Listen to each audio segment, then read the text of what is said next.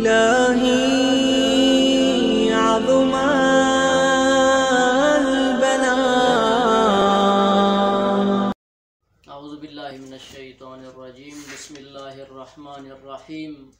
الحمدللہ رب العالمین والصلاة والسلام علی اشرف الانبیاء والمرسلین. اما بعد، فقال رسول اللہ صلی اللہ علیہ وآلہ وسلم الحیاء من الایمان.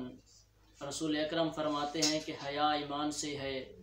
حیا اس حس کو کہتے ہیں کہ مثال کے طور پر اگر مستری کوئی مکان بناتا ہے اور اس مکان کی دیوار کے اندر ایک اینٹ ٹیڑھی لگا دیتا ہے، اس کو بعد میں جو احساس ہوتا ہے کہ فلاں دیوار میں نے اینٹ ٹیڑھی لگائی ہے، تو اس کو یہ جو احساس پیدا ہوتا ہے نا، اس احساس کو حیا کہتے ہیں.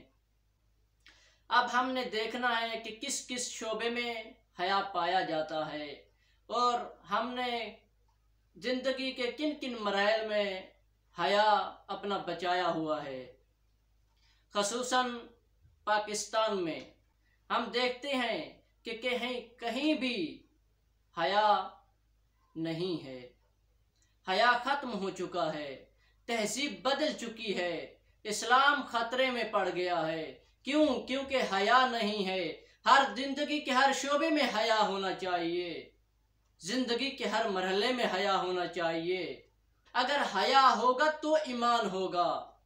یہ حیا ہے جو انسان کو انسانیت کے مرحلے تک پہنچاتا ہے. یہ حیا ہے جو انسان کو انسان بناتا ہے. حیا بنے اس لیے تاکہ انسان کو انسانی راستوں سے آگاہ کرے، انسان کو انسانیت کے مقام تک پہنچائے.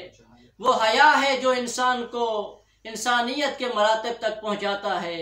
وہ حیا ہے جو انسان کے اندر منزلت بلند کرواتا ہے. وہ حیا ہے جو قرآنی راستے سے آگاہ کرتا ہے. اور دین کا شناختی کارڈ حیا ہے.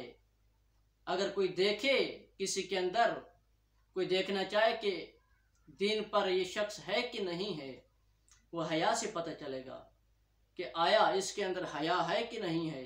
اگر حیا ہوگا تو ایمان ہوگا. جس طرح رسول اللہ فرما کے گئے تھے کہ میں تمہارے درمیان، میں امت مسلمہ کے درمیان 2 گراں بہا چیزیں چھوڑ کے جا رہا ہوں. ایک اہل بیت ہیں اور دوسرا قرآن مجید ہے. حوض کوثر تک یہ دونوں ایک دوسرے سے جدا نہیں ہوں گے. اور اسی طرح حیا اور ایمان ہیں، یہ بھی ایک دوسرے سے جدا نہیں ہوں گے. زندگی کے ہر شعبے میں حیا چاہیے. استاد و شاگرد میں حیا ہونا چاہیے. حیا انسانیت کا محور ہے. جس کے اندر حیا باقی ہے اسی کے اندر ایمان باقی ہے. اور حیا جس کے اندر پایا جاتا ہے وہی دنیا و آخرت میں کامیاب ہو سکتا ہے. اور اگر حکمرانوں کے اندر حیا نہ ہو تو حکمران بے حیا ہو جاتے ہیں.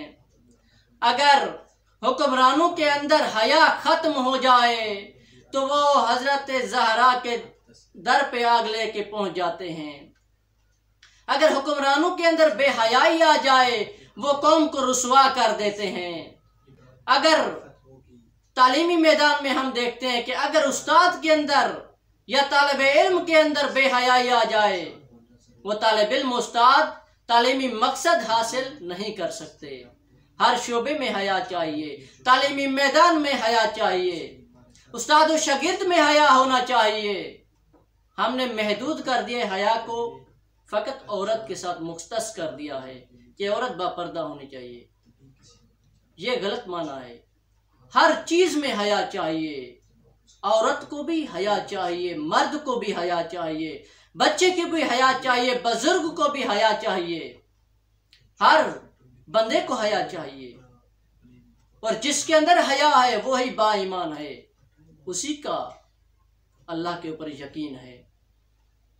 حیا ہر انسان کو چاہیے. میں ایک واقعہ بیان کرتا ہوں. فضیل ابن عیاض، یہ عرب میں سب سے بڑا بدماش تھا اور اس سے سب ڈرتے تھے. یہ جو کہہ دیتا تھا وہ کرتا تھا.